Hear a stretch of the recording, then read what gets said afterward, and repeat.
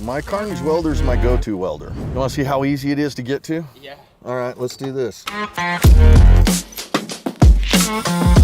We've got the fastest deployable welder. A Carnage welder is a wire feed welder. It's basically batteries and everything inside of a box. It's quick deployment. Just take out the case, open it up, turn it on, and you're ready to start welding. No pulling batteries or getting cables out. It's literally 30 seconds and you're up and ready to weld. It's very user-friendly, awesome penetration on the welds. The first weekend I was out with it, I had to use it, and it's the only reason I was able to complete the second course in my competition. If you're ranching and farming, you have to have a Carnage welder in your tool bag. If you're a hunter and you're off the grid, the Carnage welder is going to be a necessary tool. You break, let's fix it. 10 minutes later, let's get back on the trail and let's try whatever you broke it on again. I'm able to utilize that in so many different aspects of my life. I always carry a Carnage welder as a part of my off-road gear. Pack it wherever you need to, flip a switch, hook up a ground, and start welding. It's that simple.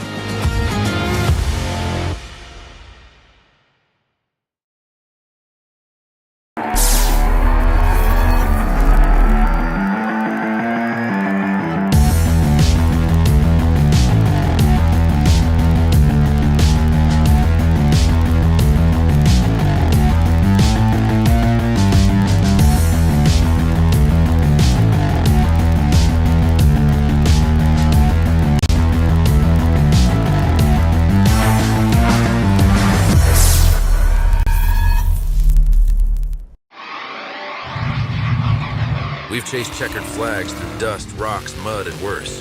We've crowned champions, racked up wins in places where tires go to die. And we're still just getting started. From hammering at hammers to Baja bangers. If it's brutal, beautiful, or just plain ridiculous, we're there. So whether you're bombing through the desert or just dodging potholes in rush hour, tread victoriously with Maxxis tires, built for whatever you're chasing.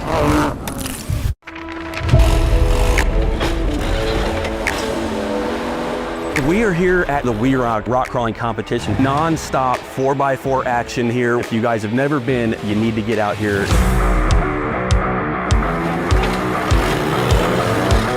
My name is Jake Good and I run WERock events. It is World Extreme Rock Crawling. It's a championship series that travels the entire country, bringing out the best technical off-roaders in the United States.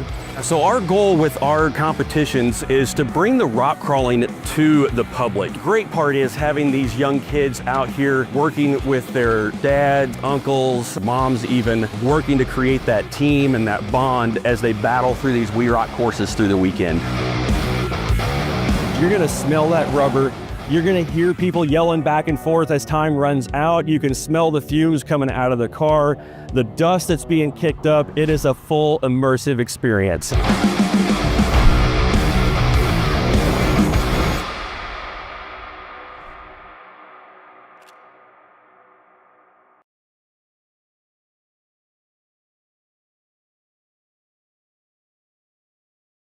Not detected.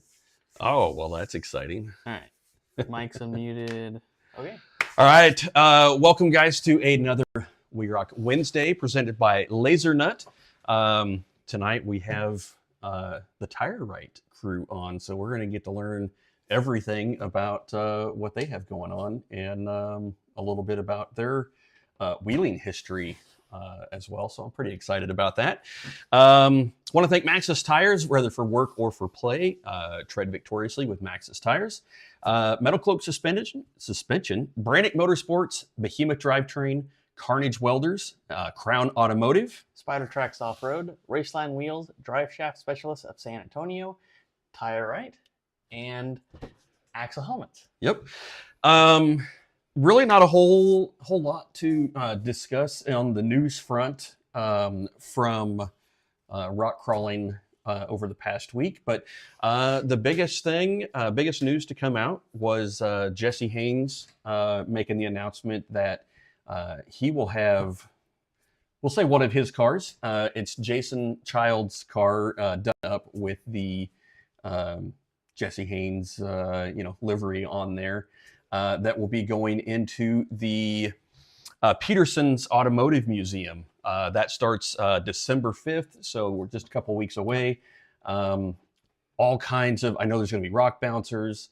I know there's also going to be an old school yellow and blue unlimited car courtesy of Craig Allen. Yep. And Juicy Whip. So if you have ever needed an excuse to go to LA, that might be one. It is a phenomenal museum out there. And it would be super cool to go out and visit the museum while there is the, I don't remember what it was called. Dirt sports. Legends of Dirt. Legends of Dirt. There we go. So, yeah. So congratulations to everybody that's got a vehicle that's going on display out there. So that is going to be super cool. All right. Well, did you have anything else newsworthy or anything you wanted to comment on? I don't, not that I know of. Okay. All right. Well, with that, we will go ahead and bring on tonight's guest, and that is Coby and Alicia Byers. Thank you guys for not only all of your support all season long, but for coming on and giving us an update as to what's going on with you guys and TireRite. So welcome to WERock Wednesday. Hey guys, thank you for having us. So basically I refer to you guys as everything, you know, inflation wise, whether it's inflation, deflation, and you've got some other exciting things that are coming out in the pipeline as well. So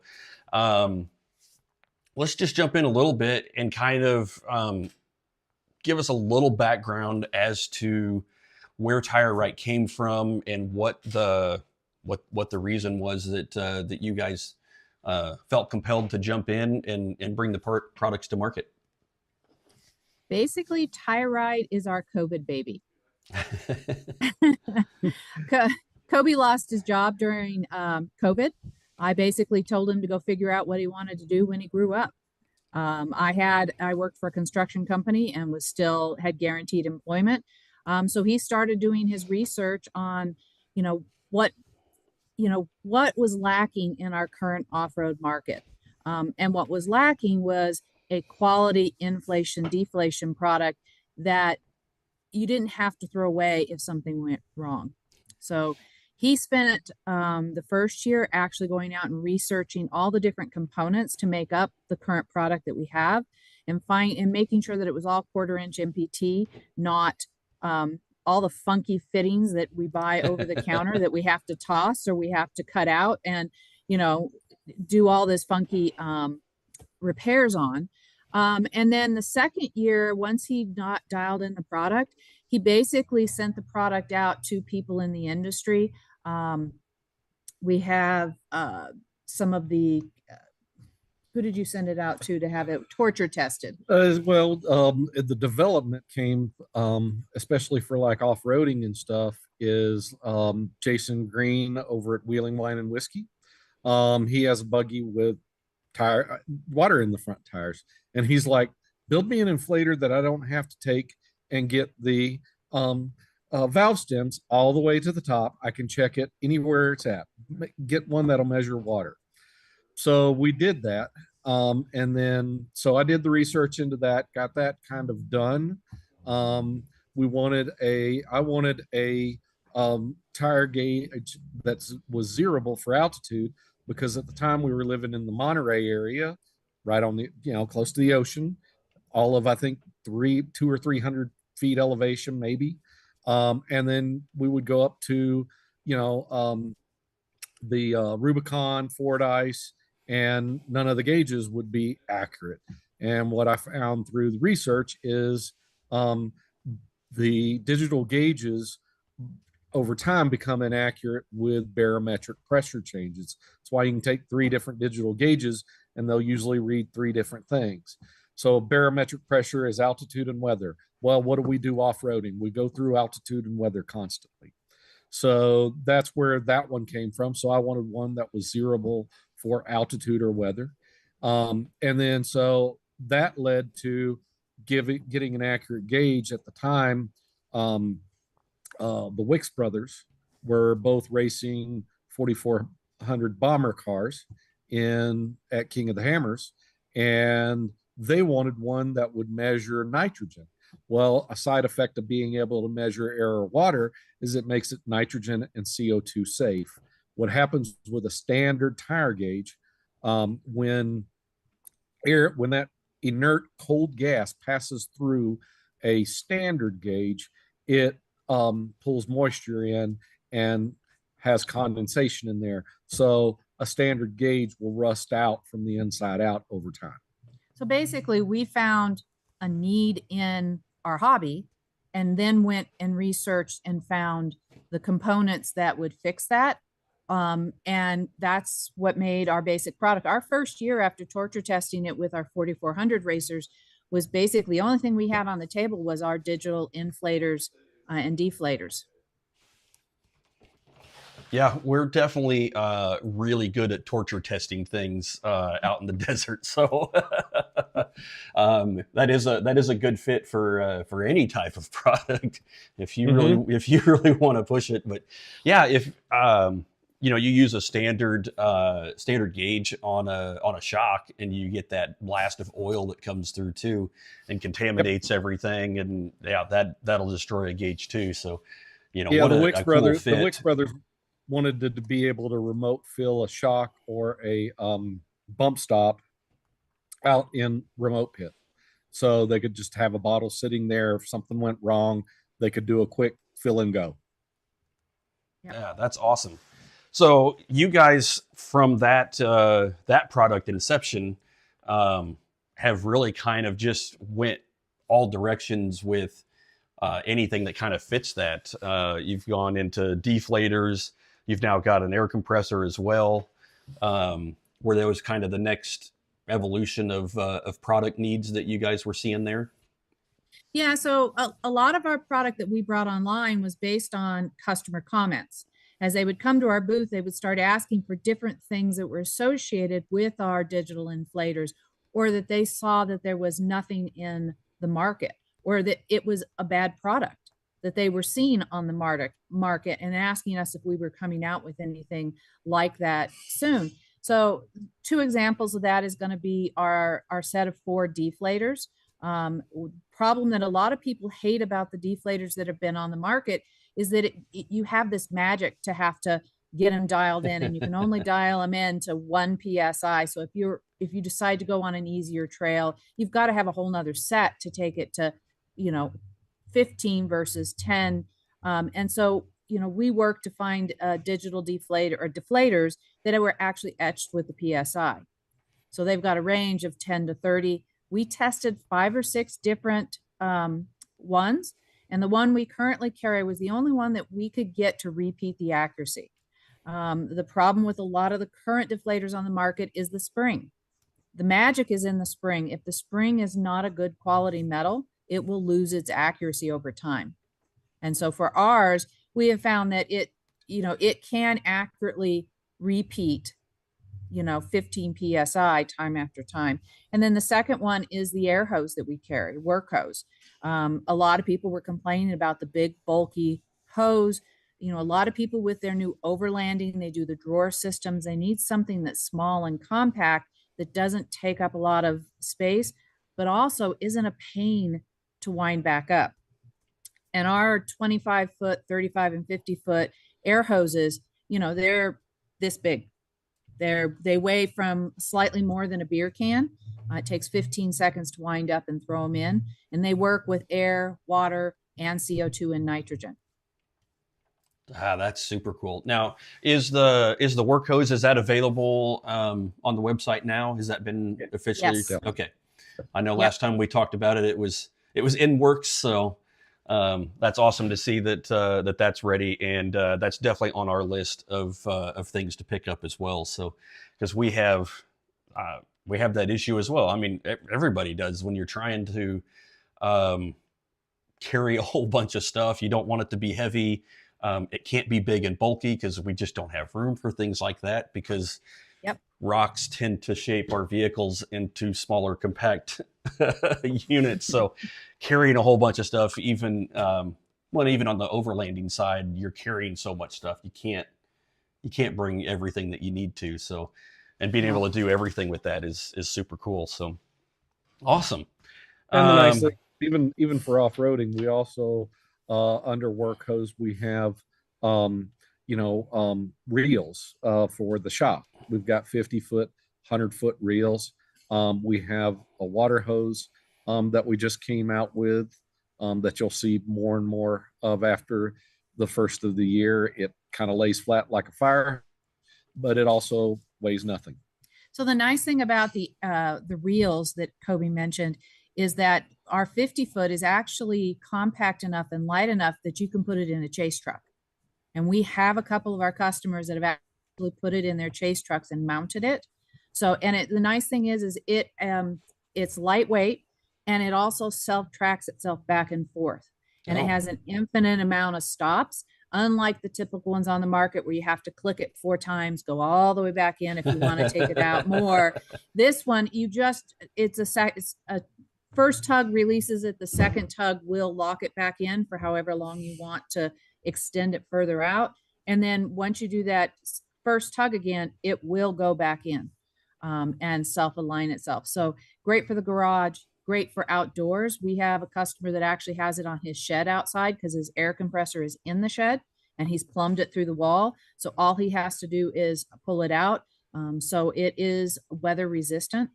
And it's here in Carson City going through a lot of different extremes. I had him mounted outside, and he faces directly west. So it gets all the heat of summer and all of the cold of winter. Yep. Yeah. Tyler Harper just chimed in. He said that he loves his hose and reels. He's got them at home and bought a couple for work now as well. So, oh, nice. Yeah, that's awesome. And I'm super excited to get set up with that as well, because, same thing with the motorhome.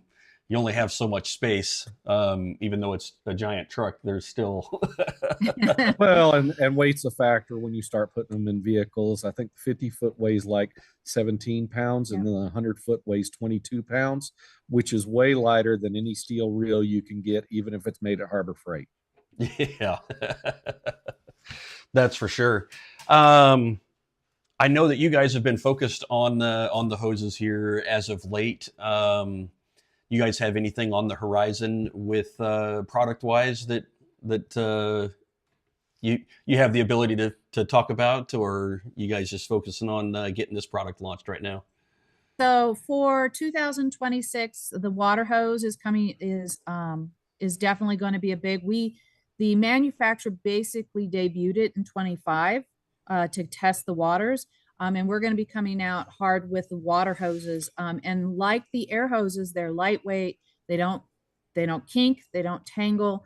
And they're also flexible in cold temperatures, and they're basically potable. Yes. So you can use it for your RV, and like our air hoses, they compact up really small. No more fighting with the big white hose that everybody has on their RVs. And when it's 60 degrees out, it still does not want to work. And both ends have swivels, so it won't kink because it will unwind itself when it gets pressure put on it. It has a slightly higher flow, so we've got them in 5/8 and 3/4 now.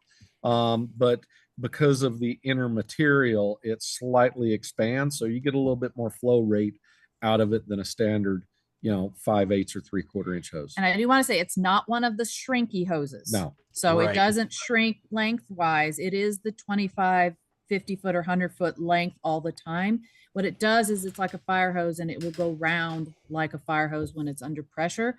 And then it will go flat and help extract the water after you release the pressure. Yeah, that's awesome.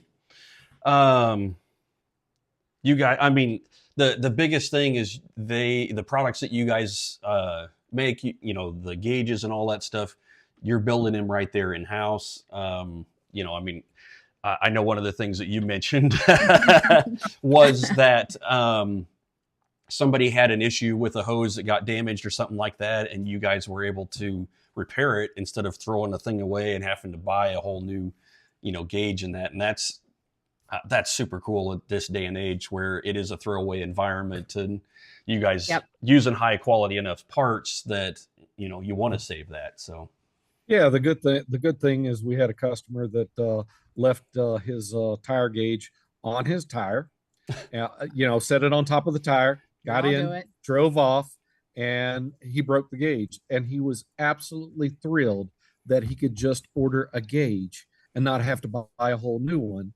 And all of our stuff is repairable. We have parts. So if in 5 years you cut the hose on something, we can sell you a new hose. It with the work hose, we actually have repair kits for the work hose. All you need is a standard PEX crimp tool from the older style PEX, yeah, 1/2 inch, and you're done.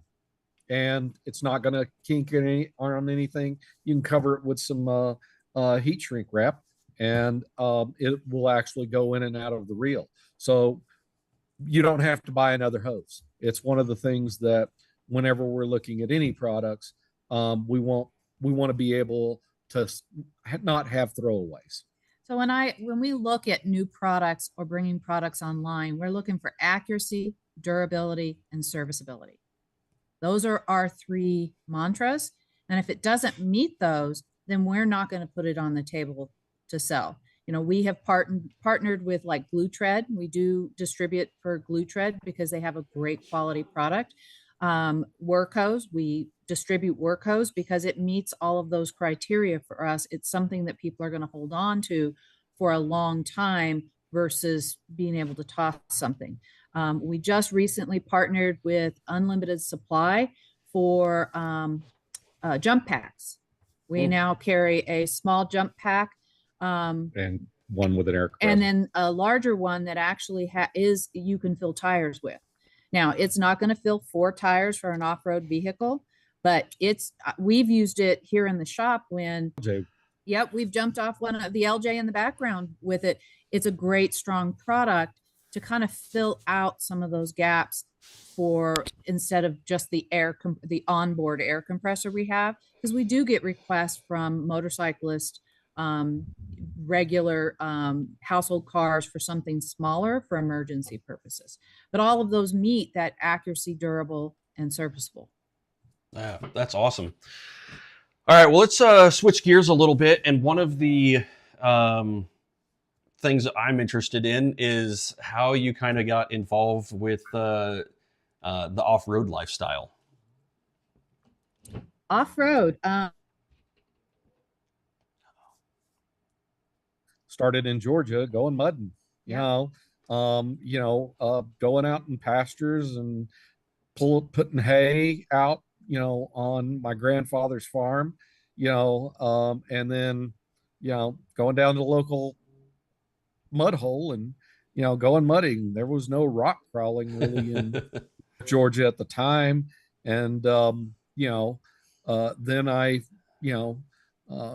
after high school, I joined the Army and, got to run around in Humvees and 5 tons and helicopters and doing all kinds of fun stuff. And, getting into it there in Tennessee, got into a little bit of off-roading, but really didn't get into it much until we moved back to Georgia. And then back in the day, Teleco was the scene.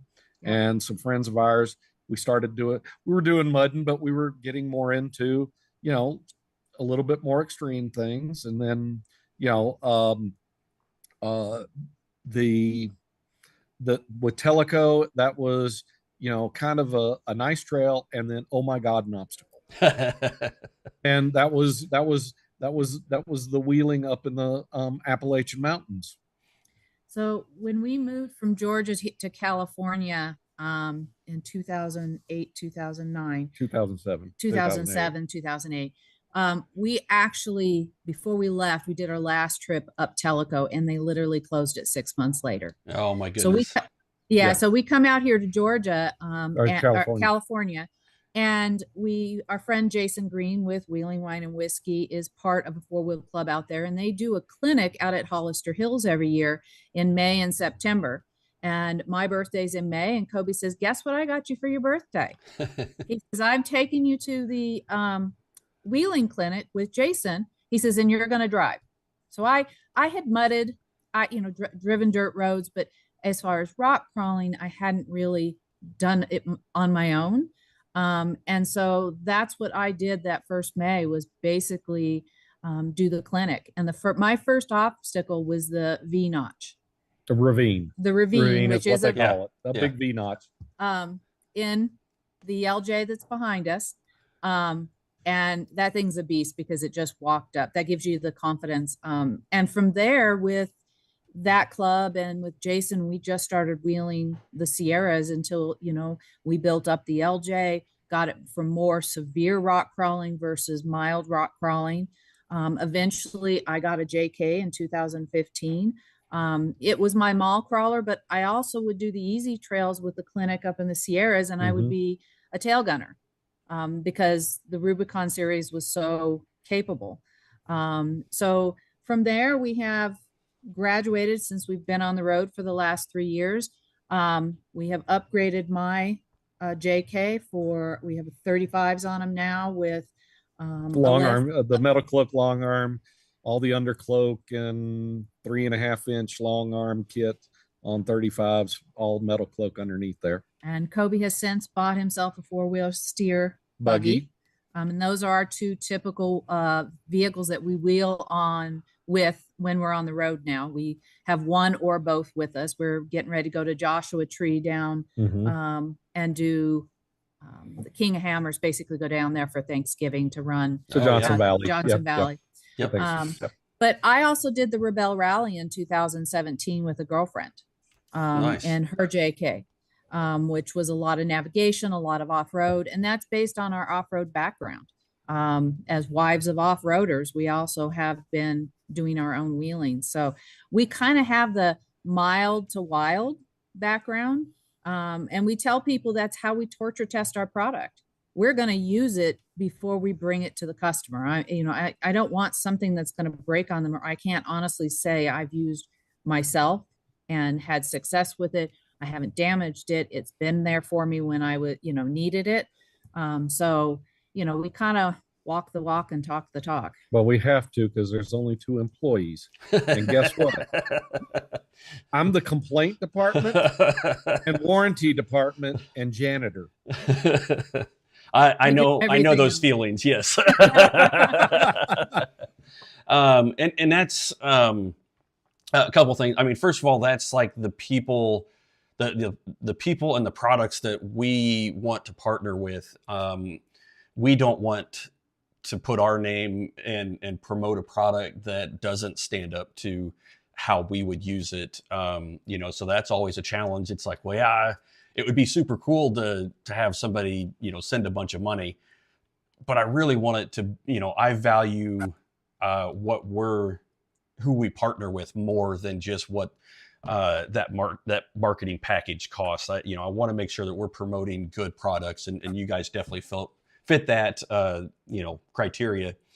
One of the things that Caleb said was when you jumped in the simulator. Yeah, it was a couple years ago, Trail Hero.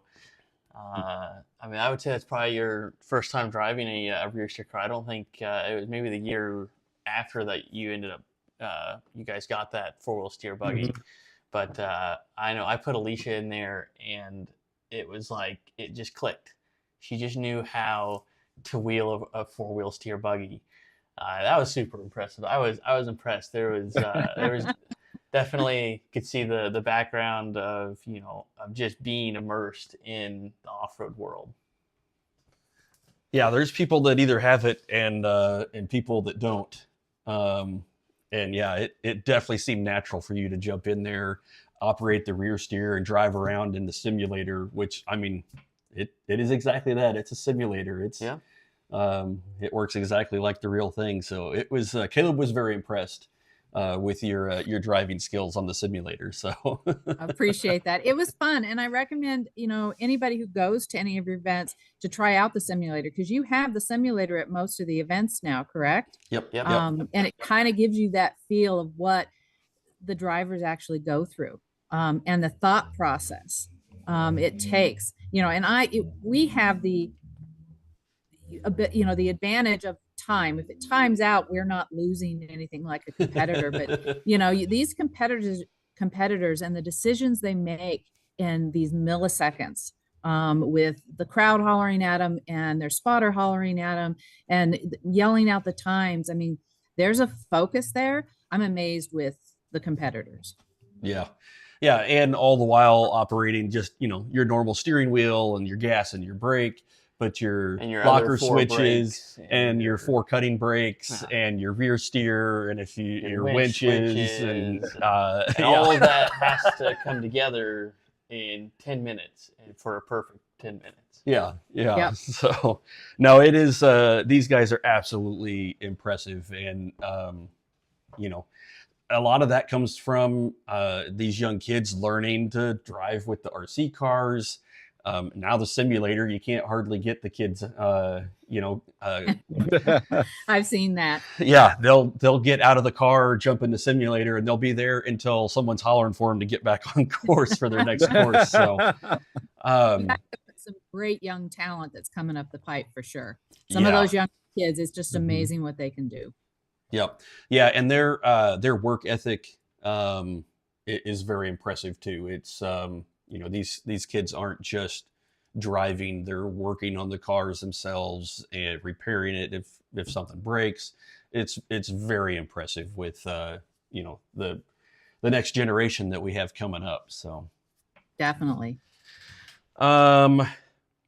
So one of the questions that we normally ask is, where is your favorite place to wheel? You guys have spent time both on the East Coast and the West Coast. They're definitely unique.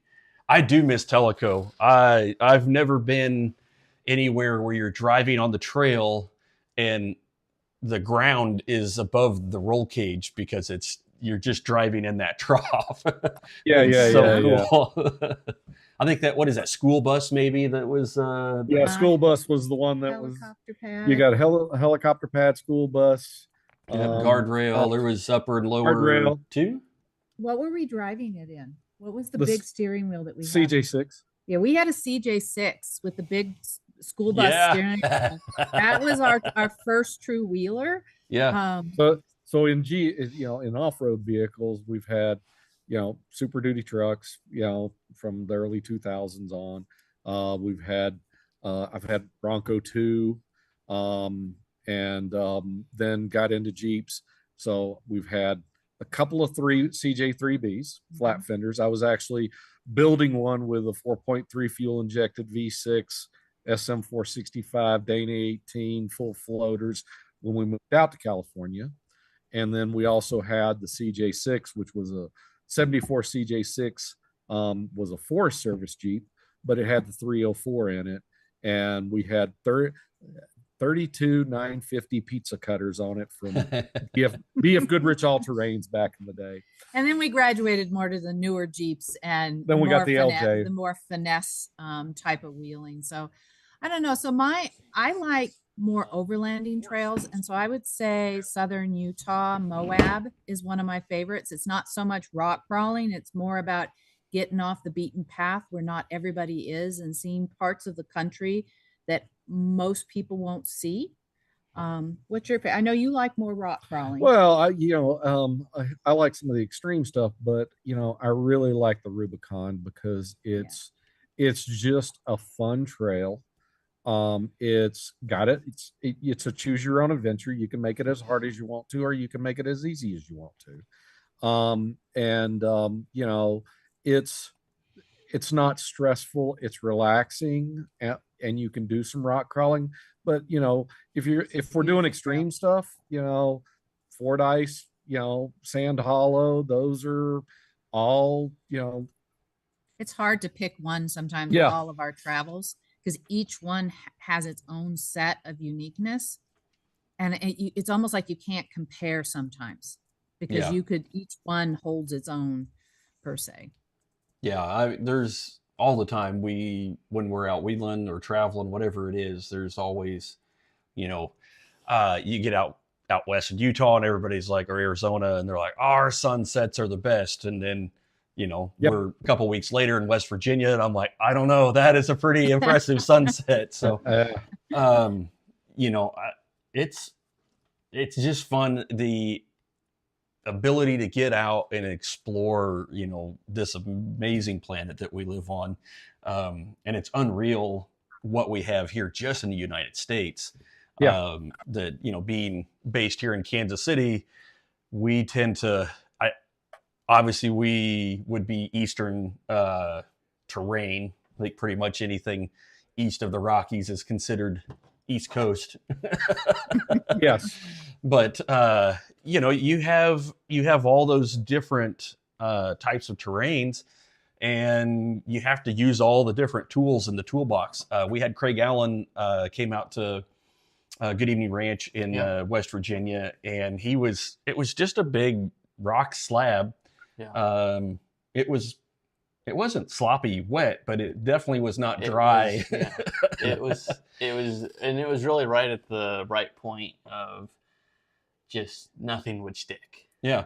But he's trying to get up on this rock slab in his, single seat Jesse Haynes car, and just working, trying to get up on it. And I was like, let me show you how to do this. I mean, DOT 37-inch tires, in we'll call it a full-size Bronco. And I just hopped right up on it because I just used a little momentum, and it just drove right up on it. I wouldn't say it drove right up on it, but maybe there might have been a little wheelie. Yeah. Okay. But it's all those, those different skills that you can build wheeling out west. Sometimes you still need that type, out west or east. Like, you need it all.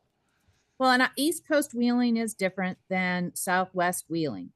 Pacific Northwest wheeling is different than both of those. I mean, it just because you can rock crawl and you're used to some and the rocks and the trails, it offers something new. And I think that's why a lot of people like traveling and trying the different areas and the different trails.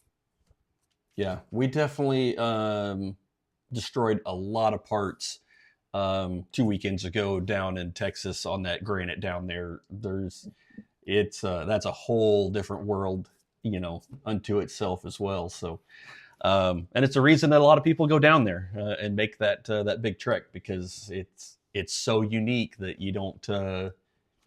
There's nowhere else that I've been that has traction like that. So, all right. Well, did you have anything else, Caleb, that you wanted to ask or talk about? I don't think so. Okay. Where can everybody find the TireRite products? What's the easiest way to?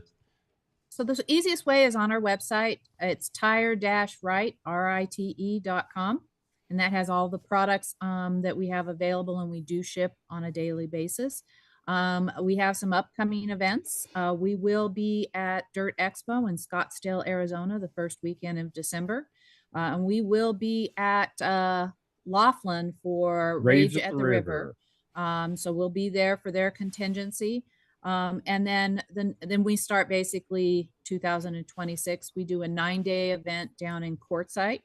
And then we've also got, there's a couple races. I think there's a Parker race for the Legacy race. We'll be at that one.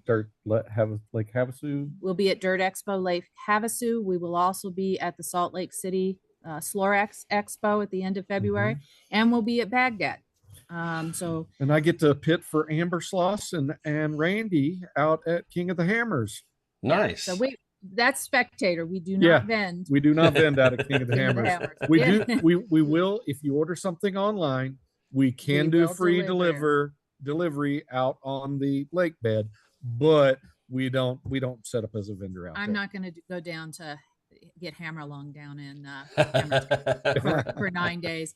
But we also will be at the Mint 400, both the downtown and at the start finish line. So that's kind of the start of our year. And then from there, but you can go on our website and click the event tab, and you can see all the places that we're going to be up through about April. Okay. Awesome. Yeah, we will definitely stock up when we see you guys in Arizona for our first event, because you guys have got some great stuff coming out. and we definitely need to add that to our arsenal so we can purge some of the junk that we're currently using. So yeah, super excited, guys. I love just all the new products, and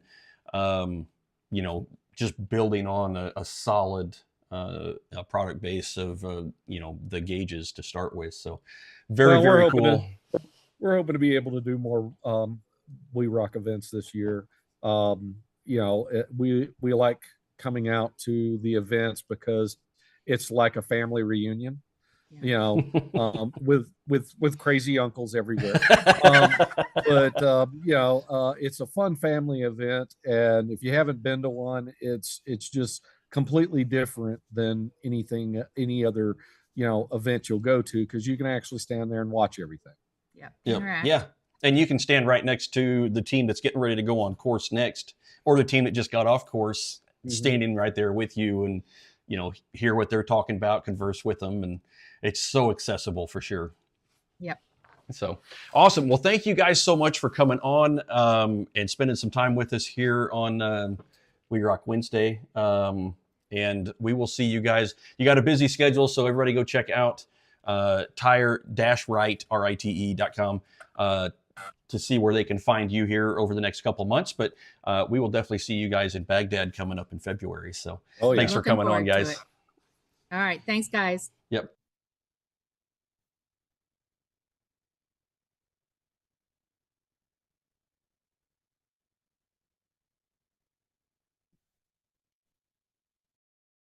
Most of that, Alicia's building that in-house. Now we're unmuted. Sorry. Yeah. So had us muted. Well, nobody wants talking to yourself. That's normal. Wow, that was exciting.